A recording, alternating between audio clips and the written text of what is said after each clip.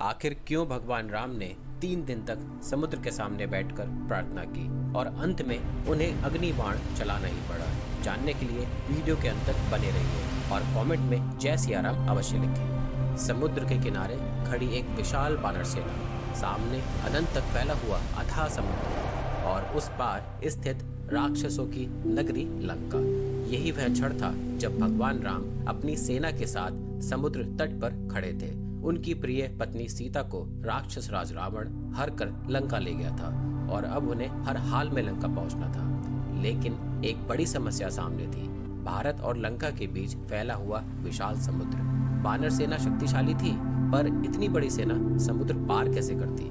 तभी भगवान राम ने सोचा कि समुद्र केवल जल नहीं है, वह एक देवता है, समुद्र देव। इसलिए उन्होंने पहले विनम्रता के साथ प्रार्थना करने का निश्चय किया। भगवान राम समुद्र के किनारे कुशा बिछाकर बैठ गए। उन्होंने हाथ जोड़कर समुद्र देव से मार्ग देने की प्रार्थना की। एक दिन बीत गया, फिर दूसरा दिन भी बीत गया और तीसरे दिन का सूरज ढलने ही वाला था, लेकिन समुद्र शांत नहीं हुआ। कोई उत्तर नहीं, कोई संकेत नहीं। अब भगवान राम को समझ आ गया कि कभी कभी अत्यधिक विनम्रता भी अनदेखी कर दी जाती है। तब उन्होंने अपने भाई लक्ष्मण से कहा, जो लोग नम्रता की भाषा नहीं समझते उन्हें शक्ति से समझाना ही पड़ता है।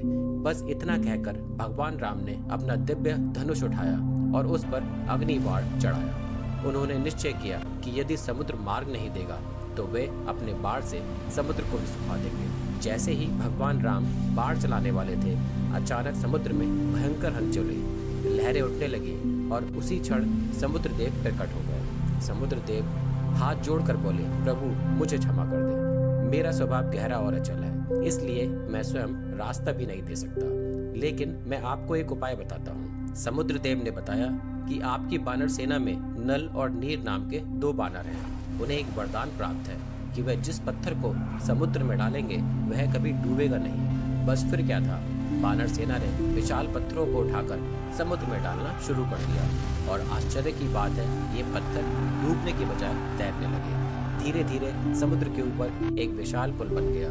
यह वही पवित्र पुल है जिसे आज हम राम सेतु के नाम से जानते हैं। इसी पुल के माध्यम से भगवान राम और उनकी सेना लंका पहुंची और अंत में रावण का अंत हुआ और माता सीता को मुक्त कराया गया। यह कथा हमें एक गहरी सीख देती है कि जीवन में सबसे पहले हमें धैर्य और विनम्रता का मार्ग अपनाना चाहिए, लेकिन जब धर्म और न्याय की रक्षा की बात आए तो साहस और शक्ति का प्रयोग भी आवश्यक हो जाता है और यही मर्यादा पुरुषोत्तम राम की महानता है। तो बोलो जय सिया राम।